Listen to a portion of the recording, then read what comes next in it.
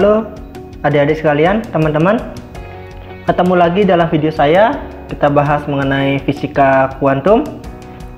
Pada video kali ini saya akan membahas mengenai masih dalam solusi persamaan Schrödinger satu dimensi, yang mana pada kesempatan ini saya membahas partikel yang berada dalam potensial penghalang persegi. Nah, khusus pada video ini saya akan membahas kasus untuk energi partikel lebih besar dari potensialnya. Kita langsung saja bahas ya, bahwa kalau kita berbicara potensial penghalang persegi, maka sejatinya kita berbicara mengenai suatu partikel yang berada dalam suatu potensial penghalang berbentuk persegi. Ini saya misalkan X sama dengan 0 dan ini adalah X sama dengan A, dan tinggi potensialnya ini yaitu sebesar V0 gitu ya. Nah, kalau kemudian ada partikel di sini yang memiliki energi E. Oke, melewati suatu daerah yang terdapat potensial persegi. Nah, kalau secara matematis maka potensial ini dapat saya tuliskan dengan Vx itu bernilai 0 untuk X kurang dari 0, kemudian bernilai V0, dan ini masih konstan ya, untuk X nya lebih besar dari 0 dan kurang dari A, dan kemudian bernilai 0 lagi untuk X nya lebih dari A gitu ya. Nah, pada kesempatan ini saya akan membahas mengenai kasus yang mana energi partikelnya itu atau E nya itu lebih besar dari V0. Jadi saya misalkan di sini E nya gitu ya. Nah, dan tentu saja seperti pada video solusi persamaan Schrödinger sebelumnya gitu, kita selalu membagi areal ini menjadi beberapa wilayah, dan untuk kasus ini saya bagi di areal X kurang dari 0 itu saya sebut sebagai areal 1, di antara 0 sampai A itu saya sebut areal 2, dan lebih dari di area lebih dari X lebih dari A saya sebut area 3 gitu ya. Nah, tentu saja di sini juga kita bisa melihat jika ada partikelnya itu ada di areal 1 gitu ya. Nah, tentu saja akibat pergerakan partikel ini kita dapat menduga bahwa akan ada karena ini kita berbicara tentang sifat partikel sebagai gelombang, maka ada gelombang datang dan ada gelombang pantulnya juga gitu ya.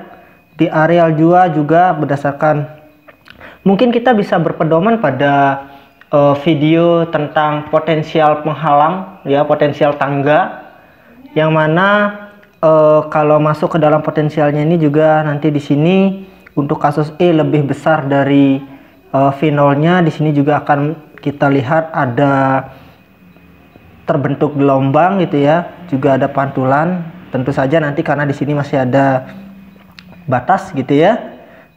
Oke, nah kemudian untuk yang areal 3, nah tentu saja ini hanya ada ke kanan, tidak ada pantulan gitu ya, nggak ada gelombang pantul ya. Jadi logikanya seperti itu dulu ya. Nanti akan terbukti di persamaan di solusi matematisnya nanti, solusi psinya. Oke, sampai di sini dulu jelas ya. Nah, secara klasik kalau kita lihat bahwa pada kasus seperti ini partikel di wilayah 1 itu bergerak ke kanan gitu ya. Jadi bergerak ke kanan, kemudian melewati penghalang yang sebelah kiri, yang ini ya, dinding sebelah kiri saya sebut dinding. Dan selama di areal 1 ini maka partikel akan bergerak dengan momentum tentu saja di sini karena energinya E dan potensialnya 0 ya. Jadi energinya E sedangkan potensialnya 0, maka momentumnya dapat kita tuliskan sebagai akar 2ME. Nah, sedangkan di daerah 2 di antara X, posisi X0 sampai XA, maka di sini ada momentum P2 yang mana karena energinya lebih besar dari potensialnya, maka saya bisa tuliskan di areal 2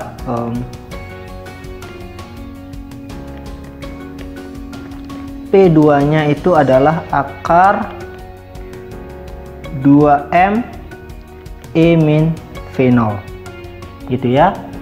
Dan di areal 3, nah itu seperti dengan area 2, jadi setelah melewati penghalang dinding yang sebelah kanan, maka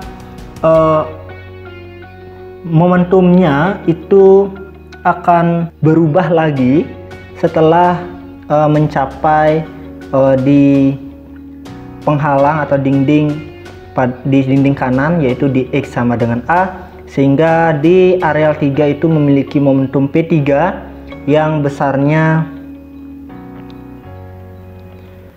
P3 nya adalah akar 2ME juga gitu ya. Nah, karena di areal 3 ini tidak ada penghalang lagi dan juga partikel memiliki energi yang cukup gitu ya untuk melewati penghalang-penghalang ini ya, karena E nya lebih besar dari V0, maka tidak ada partikel yang direfleksikan balik gitu, dan semua partikel akan diteruskan pada areal X lebih dari A. Jadi karena di areal 3 ini tidak ada penghalang lagi yang disebut sebagai total transmisi gitu ya. Jadi logikanya seperti itu. Nah, logika tadi kita akan buktikan melalui hasil matematika gitu ya, dengan kita mencari solusi persamaan Schrödinger pada area 1, area 2 maupun area 3. Dan mungkin saya akan singkat dan langsung saja gitu pada video kali ini. Saya tidak akan panjang lebar menuliskan cara mencari solusinya, karena solusinya ini mirip dengan video-video sebelumnya, yaitu pada potensial tangga. Sehingga untuk persamaan Schrödinger saya akan tuliskan dulu ya, itu lebih jelas, nanti solusinya baru langsung dituliskan. Untuk area 1, maka kita akan dapatkan persamaan Schrödinger-nya min H bar kuadrat per 2M gitu ya, D kuadrat dx kuadrat C plus, oh ya karena V nya 0 saya langsung saja sama dengan E C gitu ya. Kemudian di area 2 itu bentuk persamaan Schrödinger-nya adalah min H bar kuadrat per 2M D kuadrat dx kuadrat, ini saya sebut psi 1 gitu ya, psi 2 plus V0 psi ya sama dengan E psi 2. Kemudian di area 3 kita dapatkan min H bar kuadrat per 2M D kuadrat per dx kuadrat psi 3 sama dengan E psi 3. Nah, persamaan Schrödinger-nya begitu. Kemudian ini bisa diutak-atik. Kemudian saya misalkan memiliki suatu konstanta gitu ya, K1 misalnya saya sebut gitu, adalah akar 2ME per H bar kuadrat. Di sini saya sebutkan ada K2 yang nilainya adalah akar 2M E V0 per H bar kuadrat. Kemudian di sini ada K1 juga gitu ya, akar 2ME per H bar kuadrat. jadi tinggal dipindah ruas atau lakukan aljabar sederhana di sini ya. Nah, dari sini seperti yang sudah pernah adik-adik pelajari, maka solusi untuk masing-masing persamaan Schrödinger ini kita akan dapatkan. Saya tinggal langsung tuliskan saja. Bagi yang belum paham kenapa solusinya seperti ini, silahkan nanti dicek lagi materi mengenai potensial tangga. Di sana sudah sangat detail dijelaskan. Nah, saya langsung saja di sini. Si satunya itu tentu saja adalah, jadi karena bentuk persamaan Schrödingernya seperti ini, kemudian saya dengan memisalkan K1-nya ini tinggal dipindah ruas saja ke kiri gitu ya. Kemudian dibagi dengan min 2m per h bar kuadrat gitu. Saya yakin adik-adik sudah bisa. Maka solusinya adalah A E I K1X, nah gitu ya, jadi berupa persamaan gelombang, plus B E min I K1X. Nah, ini untuk X kurang dari sama dengan nolnya. Oke. Nah, di areal 2 itu saya akan dapatkan persamaannya adalah C E I K2X plus D E min I K2X. Ini untuk X-nya lebih dari 0 kurang dari A.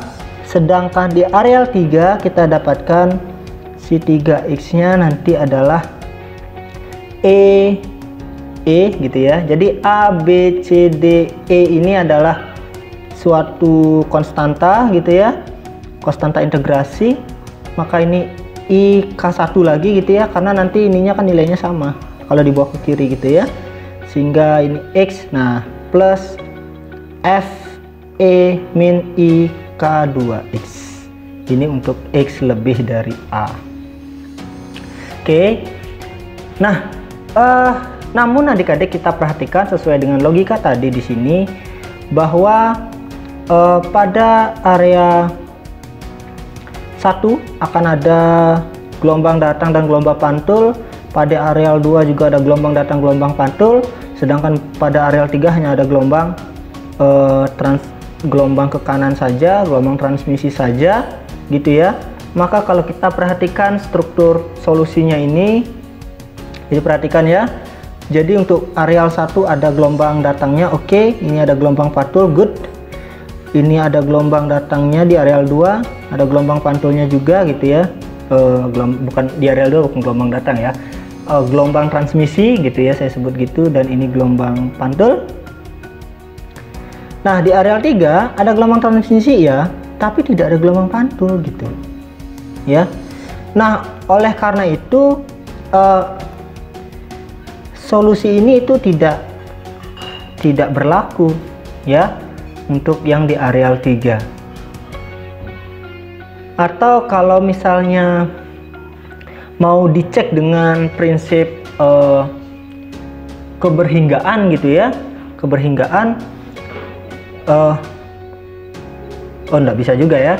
Ya, pada intinya adalah dengan logika seperti ini, maka seharusnya solusi suku kedua pada solusi ketiga, si 3 ini tidak ada. Jadi konstanta F-nya ini harus 0, sehingga nanti solusinya hanya ada E I K1X saja gitu ya. Sehingga inilah bentuk solusi ya, ini masih solusi umum sih dari persamaan Schrödinger tadi gitu ya. Oke, good. Sampai di sini jelas dulu ya mengenai bentuk umum solusinya. Nah, selanjutnya kita akan mencari koefisien-koefisien A, B, C, D, dan E ini dengan menggunakan sifat kontinuitas dari solusi persamaan Schrödinger ini. Dan memang seperti biasa bahwa salah satu sifat yang harus dipenuhi oleh solusi persamaan Schrödinger itu harus bersifat kontinu di terutama di bidang batas. Artinya di X sama dengan 0 maupun di X sama dengan A itu harus bersifat kontinu. Jadi tidak patah di sini fungsi gelombangnya ya. Oleh karena itu maka kita akan gunakan syarat-syarat kekontinuannya, yaitu di X sama dengan 0 itu harus berlaku psi 1 di X sama dengan 0 harus sama dengan psi 2 di X sama dengan 0 gitu ya. Kemudian turunan psi 1 terhadap X masih di X sama dengan 0 itu harus sama juga dengan turunan psi 2 terhadap X di X sama dengan 0 gitu ya. Kemudian di areal antara areal 2 dan areal 3 itu juga harus berlaku psi 2 di X sama dengan 0 harus sama dengan psi 3 X sama dengan A ya. Di X sama dengan A harus sama dengan psi 3 di X sama dengan A. Kemudian kita dapatkan juga harus berlaku D psi 2 dx di X sama dengan A itu harus sama dengan D psi 3 dx di X sama dengan A gitu ya. Nah, kita akan coba cari satu-satu, mulai dari yang pertama ini ya. Berarti psi 1 di X sama dengan 0 harus sama dengan psi 2 di X sama dengan 0. Artinya dari solusi ini berarti kita masukkan X nya sama dengan 0, maka akan berlaku saya tandai dengan gini aja ya. Berarti berlaku A kali E pangkat 0 gitu ya. B E pangkat 0 harus sama dengan psi 2. Oke, itu berarti C kali E pangkat 0 plus D E pangkat 0, sehingga ini akan kita dapatkan A plus B itu sama dengan C plus D.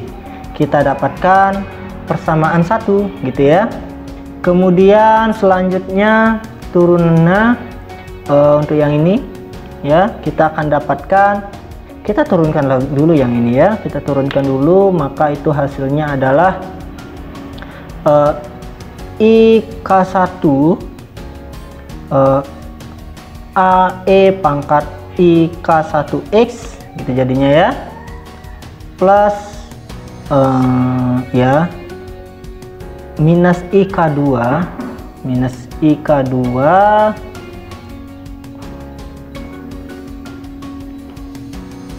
K2 B E pangkat min I K2 K1 ya, K1X gitu ya, akan sama dengan ini baru IK2 C E pangkat IK2X minus IK2 E min I D nya belum, D E min IK2X. Nah, kita tuliskan di X sama dengan 0 gitu ya. Ini juga di X sama dengan 0. Nah, kalau kita masukkan nilai X nya 0 semua, maka kita akan dapatkan IK1 A min B itu akan sama dengan IK2 C min D. Ini adalah persamaan 2. Oke, nah kita lanjutkan ya. Untuk yang ini, untuk yang ketiga, syarat ketiga, maka psi 2 di X sama dengan A harus sama dengan psi 3 di X sama dengan A. Saya tuliskan di sini, maka kita dapatkan karena psi 2 harus sama dengan psi 3 di X sama dengan A, maka ini hasilnya adalah C E IK2 A, jadi X nya kita ganti A, plus D E min I K2A ya, itu akan sama dengan agak aneh kalau kita menggunakan E ya. Mungkin saya sebaiknya ini ganti sama F deh ya, F nggak apa-apa ya. Ya mungkin di sini nanti G yang hilang itu ya. Karena kalau saya gunakan E itu nanti ambigu dengan energi ini ya, biar nggak menggunakan dua simbol yang sama. Nah, saya gunakan F saja ya. Saya rasa ini nggak masalah. Oke, kita lanjutkan. Berarti ini sama dengan F gitu ya. E pangkat I K1A. Ini akan menjadi persamaan 3. Dan kita dapatkan yang keempat turunannya ya. Turunan terhadap X, di X sama dengan A, itu sama dengan turunan si 3 terhadap X dengan A juga. Sehingga kita dapat hasilnya nanti IK2 gitu ya, C E pangkat I K2A gitu, minus IK2 DE min IK2A sama dengan IK1F EIK1A, atau boleh juga dituliskan sebagai berikut, CEIK2A min DE min IK2A gitu ya, sama dengan IK1 FEIK1A. Ini kita dapatkan persamaan 4 gitu. Oke. Nah, setelah kita dapatkan 4 persamaan, yang mana kita memiliki ada 5 konstanta A, B, C, D, dan F dengan 4 persamaan, maka otomatis kita mendapatkan satu konstanta yang nilainya bebas gitu ya. Jadi nanti ujung-ujungnya kita akan mencari bagaimana bentuk B terhadap A, bentuk C terhadap A, bentuk D terhadap A, dan bentuk F terhadap A gitu. Oke. Nah, itu bisa dilakukan dengan melakukan eliminasi keempat persamaan ini. Jadi persamaan 1, 2, 3, 4 ini ya dengan segala trik, saya yakin ini tidak sulit sebenarnya, hanya panjang saja, sehingga kita mendapatkan bentuk B sama dengan suatu konstanta A gitu ya. Kemudian bentuk C-nya terhadap A, bentuk D-nya nanti terhadap A, dan bentuk E-nya itu terhadap bentuk F-nya gitu ya. Kita gunakan F tadi, F dalam A gitu ya, bukan terhadap, B dalam A, C dalam A, D dalam A, dan F dalam A gitu. Itu bisa dicari sendiri gitu ya dengan cara eliminasi dan substitusi. Saya rasa ini bukan perkara sulit, hanya butuh ketelitian saja. Nah, yang menarik sekarang untuk dibahas adalah untuk bagian F-nya gitu ya. Kenapa bagian F-nya? Karena nanti bagian F-nya ini, perhatikan, karena bagian F ini mewakili konstanta untuk gelombang di daerah 3, yaitu yang gelombang transmisi ini, sehingga nanti kita bisa mendapatkan koefisien transmisi gitu ya. Jadi menarik sekali kalau kita bisa mencari bagian konstanta F-nya. Nah, saya akan langsung ke bagian F-nya saja. Jika dihitung, silakan nanti dibuktikan bahwa dengan menggunakan metode eliminasi substitusi, kita akan dapatkan bentuk F-nya dalam A itu adalah 4K1 K2 A E pangkat min I K1A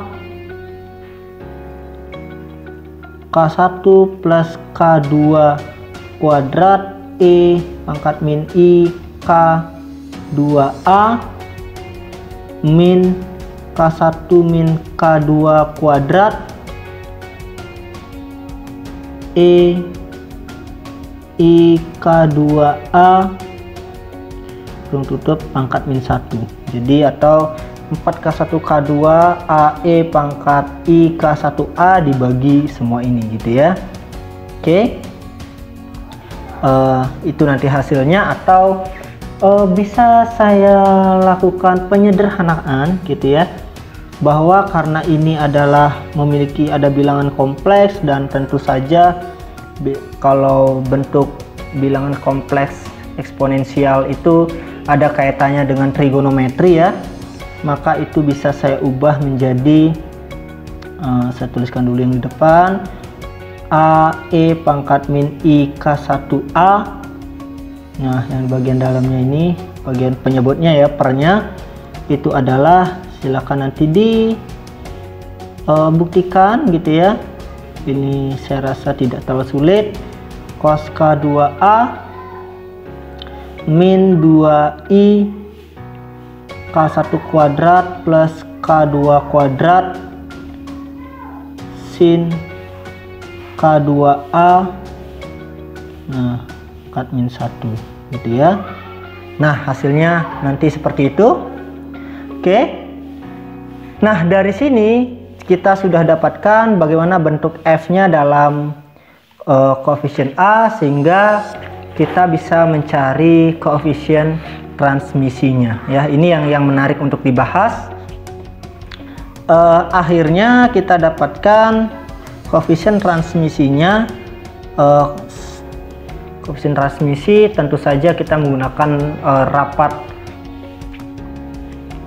pada daerah 3 dibagi dengan rapat di gelombang datangnya gitu ya.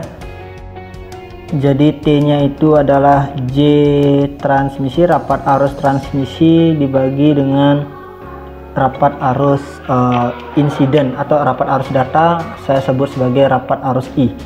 Saya gunakan I biasa saja biar jelas ya. Oke. Nah, kalau sudah, tentu saja ini tanda mutlak karena nilainya antara 0 dan 1. Nah, yang mana kita ketahui bahwa J transmisi yaitu nilainya adalah I habar per 2M gitu ya, dikali dengan tentu saja karena di transmisi ada di psi 3, maka itu adalah psi 3 dikali dengan turunan psi 3 konjugat terhadap X gitu ya, kemudian dikurang psi 3 konjugat dikali dengan turunan psi 3 terhadap X. Oke. Nah, dengan memasukkan nilai F ini, kemudian psi 3 ke dalam psi 3, kemudian dicari konjugatnya gitu ya, kita akan dapatkan nilai JT nya, kemudian yang CI nya tentu saja itulah I habar per 2M gitu ya. Ini adalah psi 1 gitu, D psi 1 konjugat DX minus psi 1 konjugat D psi 1 DX gitu ya, saya ingatkan seperti itu. Nah, saya tidak akan panjang lebar di sini gitu ya, saya tidak akan panjang lebar untuk mempersingkat ini. Nanti adik-adik sebagai latihan bisa ditunjukkan gitu ya, dihitung sendiri nilai JTJI nya, kemudian nanti kita akan dapatkan koefisien transmisinya itu adalah JTJI itu akan kita dapatkan K1 per K1 juga ya, karena di JT nya itu ada K1 nya bukan K2, dan ini adalah E per A turun ini terlalu besar, E kuadrat per A kuadrat, yang mana nanti K1 nya hilang, sehingga ini kalau E nya kok E lagi ya, F ya, F tadi F per A kuadrat, sehingga nanti kalau dimasukkan nilai F ini kita akan dapatkan nilai koefisien transmisinya adalah 1 plus 1/4 K1 kuadrat min K2 kuadrat per K1 K2 kuadrat sin kuadrat K2A gitu ya. Pangkat min 1, atau ini juga bisa dituliskan dalam, kalau kita buka K1 dan K2 nya ini menjadi, ini agak panjang ya, 1 plus V0 kuadrat per 4E E min V0 sin kuadrat A kali akar 2M V0 per H bar kuadrat, nah dikali akar E per V0 dikurang 1 gitu ya. Nah pangkat min 1 semuanya ini. Inilah kita dapatkan koefisien transmisinya. Cukup panjang, namun tidak sulit karena ini menggunakan hitungan aljabar biasa saja ya. Sebenarnya nanti bisa dibuktikan ini. Nah, yang ingin saya tunjukkan adalah apa yang menarik dengan koefisien transmisi seperti ini gitu ya. Apa yang menarik gitu. Mungkin saya bisa sederhanakan dulu ya. Sederhanakan dulu yang ini biar lebih menarik gitu ya. Biar lebih menarik, saya misalkan ada, saya memiliki konstanta baru lambda, itu adalah besarnya A akar 2M V0 per H bar kuadrat. Kemudian saya memiliki epsilon, konstanta itu ya sama dengan E per V0 ya, jadi biar untuk menggantikan yang ini dalam ini ya. Oke, kita akhirnya bisa tuliskan koefisien transmisinya dengan T sama dengan seperti tadi 1 plus, jadi V0 kuadrat per apa tadi ini 4E E min V0 nya itu ya, itu akan kita bisa tuliskan dengan 1 per 4 E per V0 dikali dengan E min V0 per V0 gitu ya. Jadi kuadrat V0 kuadratnya dipecah seperti ini sehingga kita dapatkan 1 per 4. Nah dari pemisalan ini kita dapatkan ini adalah epsilon gitu kan, kemudian ini menjadi epsilon min 1. Oke. Nah sehingga kalau saya tuliskan berarti ini menjadi 1 per 4 epsilon min 1 gitu ya, sin kuadrat. Nah kemudian yang bagian ini A2M V0 per H bar kuadrat saya ganti dengan lambda, kemudian yang dalam kurung menjadi akar epsilon min 1, berarti sin kuadrat ini menjadi lambda akar epsilon min 1. Nah ini pangkat min 1. Oke, kita dapatkan koefisien transmisinya seperti ini. Nah bagaimana dengan koefisien refleksinya gitu ya? Bagaimana dengan koefisien refleksinya? Kita akan cari dengan cara sebagai berikut. Caranya sederhana ya, dengan menggunakan konsep bahwa hubungan R dengan T itu adalah 1 min T gitu, sehingga nanti R nya menjadi 1 min gitu ya, terus dituliskan semua, atau biar lebih jelas ini menjadi 1 min 1 per gitu ya, 1 plus 1 per 4 epsilon min 1 sin kuadrat lambda akar epsilon min 1 min 1 ya. Iya. Oke, nah seperti itu. Kemudian tentu saja dengan menggunakan menyamakan penyebut gitu ya, dengan menggunakan menyamakan penyebutnya kita akan dapatkan mungkin seperti ini ya, 1 saya samakan penyebut dulu yang ini. Kita akan dapatkan 1 min 1 per gitu. Nah, ini menjadi 4 epsilon min 1 ya, plus sin kuadrat. Ini kurang 1 ya, nih kurang jelas ini. Akar epsilon min 1 ya, sin kuadrat lambda akar epsilon min 1 gitu per 4 epsilon min 1 gitu ya. Nah, dengan ini baru kita akan dapatkan R-nya ya. Kita bawa ke atas dulu, 1 min 4 epsilon min 1 per 4 epsilon min 1 plus sin kuadrat lambda akar E min 1 gitu ya. Nah, baru kita samakan penyebut. Nah, tentu saja berarti yang satunya ini adalah ini per ini gitu ya, sehingga kita akan dapatkan nilainya.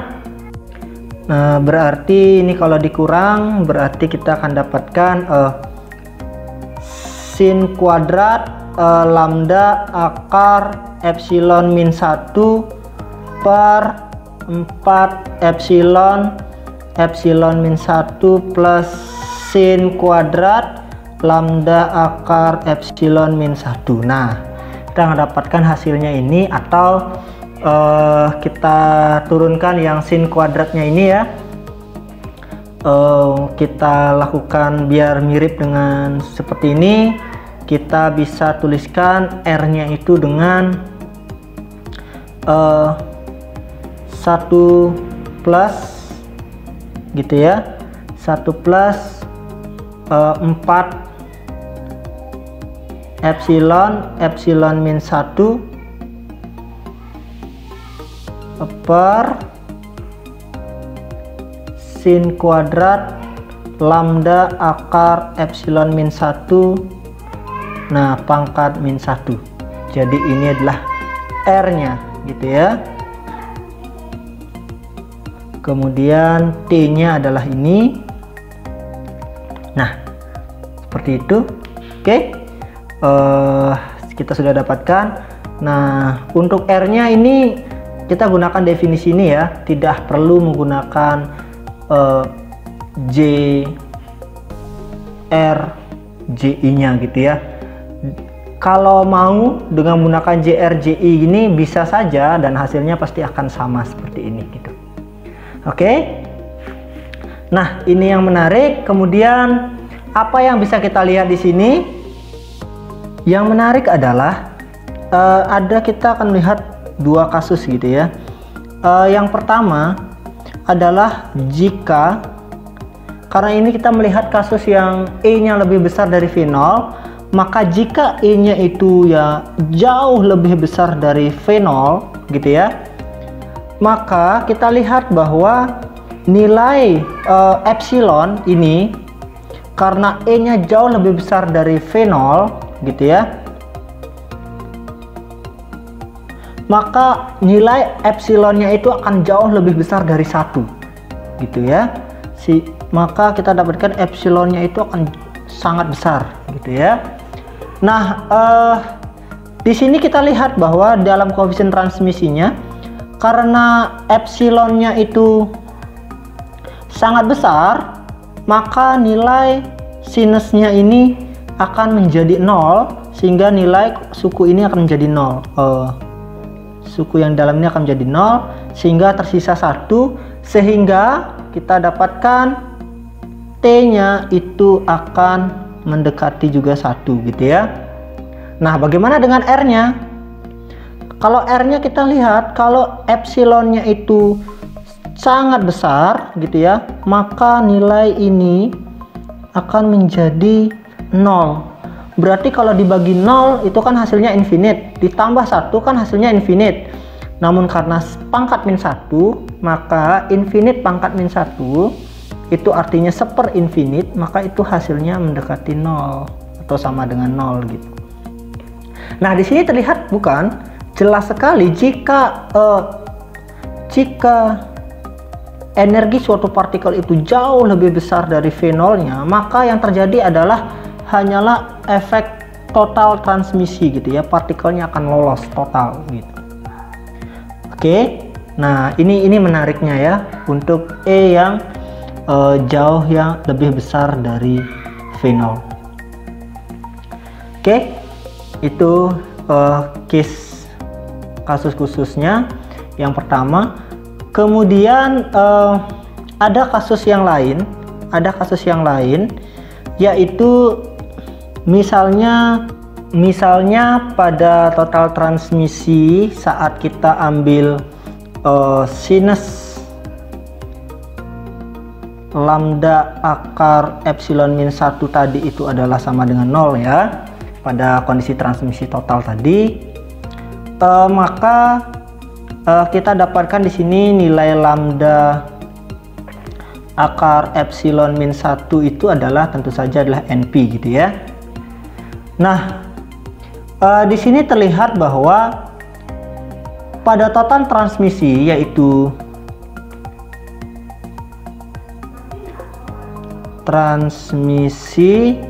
pada T untuk sama itu nilainya 1, itu akan terjadi saat epsilonnya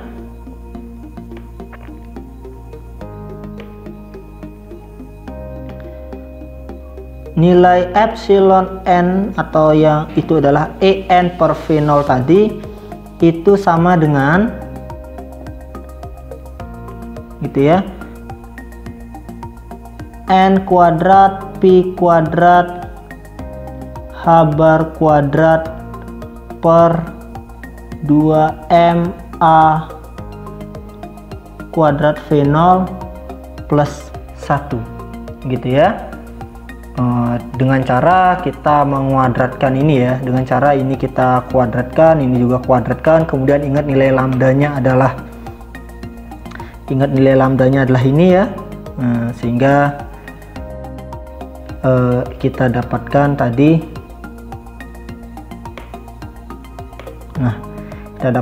nilai En-nya adalah ini gitu ya. Kemudian K, kemudian lambda, kemudian dibagi ke ruas kanan di bawah sehingga dapat itu gitu ya. Itu akan terjadi jika, artinya bahwa transmisi total itu terjadi jika nilai En per V0-nya itu adalah sebesar ini. Oke. Atau dengan kata lain, transmisi total itu akan terjadi saat energi suatu partikel itu sama dengan V0 plus N kuadrat Pi kuadrat H bar kuadrat per 2MA kuadrat dengan N itu adalah 1, 2, 3 dan seterusnya. Oke, jadi ini adalah syarat berlakunya transmisi total. Oke adik-adik, jelas ya? Baik, kalau sudah jelas, jadi demikianlah adik-adik bahasan kita mengenai potensial penghalang kotak gitu ya, yang mana kita bahas untuk kasus E lebih besar dari V0.